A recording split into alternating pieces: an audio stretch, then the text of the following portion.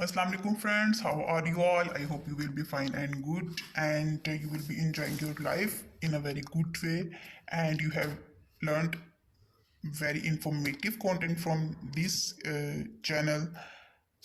The name is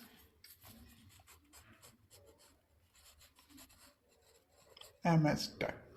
Welcome to our channel MS Tech and if you are visiting on my channel for the very first time, don't forget to subscribe our channel and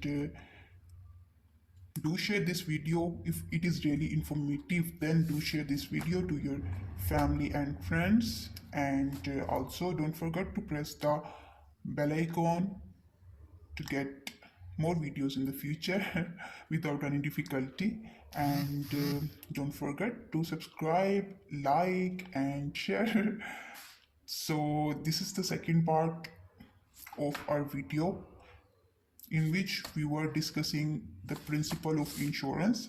I told you there are 7 principles of insurance in the first part, and in the first part I only explained one, two, three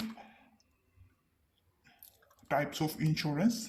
The first principle of insurance was principle of utmost good faith. Now what is this? For detail you have to watch the first part. And the second principle was principle of insurable interest, and for this also you have to watch the previous video. And for the third principle was principle of indemnity. What is the principle of indemnity? This is to be watched in the previous video. So today we are going to continue our fourth principle, which is principle of contribution. So let's start to explain this and other three principle of the insurance, like they are total 7. So let's read them.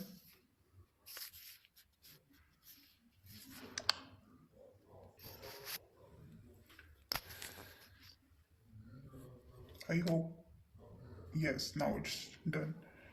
So what does the principle of contribution say? The principle of contribution applies to all contracts of indemnity. It applies to all contracts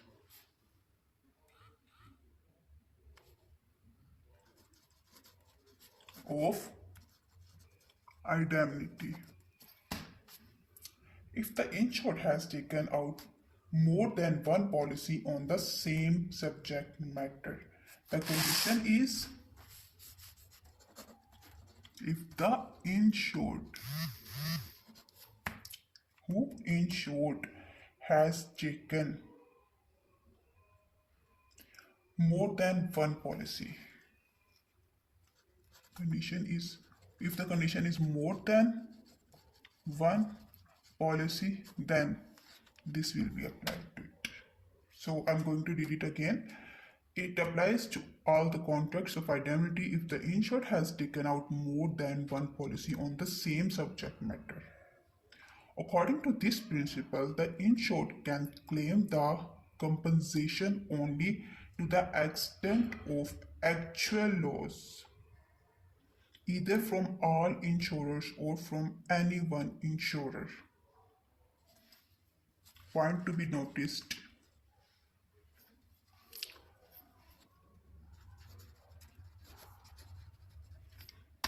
Actual loss. According to this principle, the insured can claim the compensation only to the extent of actual loss, either from all insurers or from any one insurer. If one insurer pays full compensation, then that insurer can claim proportionate claim for that. If one insurer pays full compensation, let's move next. Wait.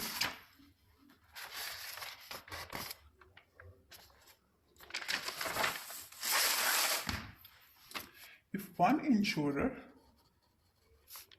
pays full compensation,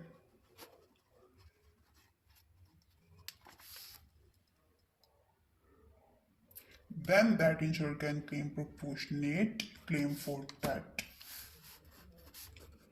Or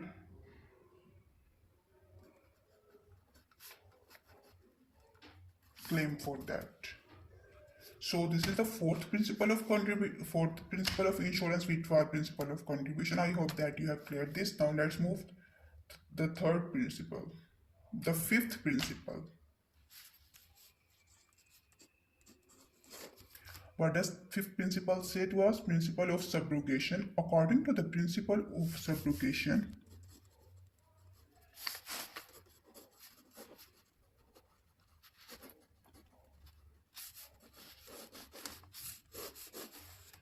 according to this principle of loss minimize, principle of subrogation, sorry, I'm so sorry, I'm going to read it again. According to the principle of subrogation, when the insured is compensated for the losses due to damage to his insured property, then the ownership right of such property shifts to the insurer.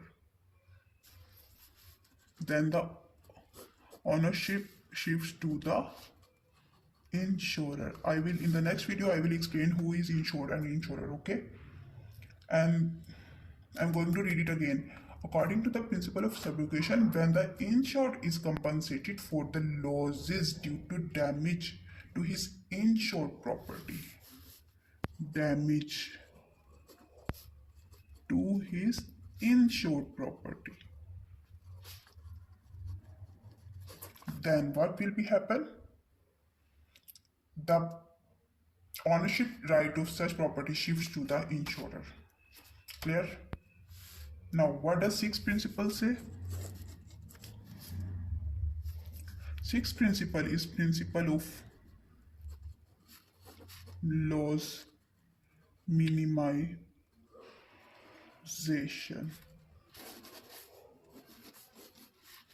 Principle of loss minimization. According to the principle of loss minimization, insured must always try to his level best to minimize the loss of his insured property in case of uncertain events like a fire, outbreak, or blast, etc. And the seventh principle is principle of causa proxima. Seventh principle is principle of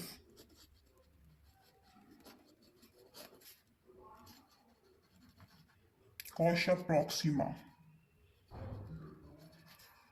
nearest causa,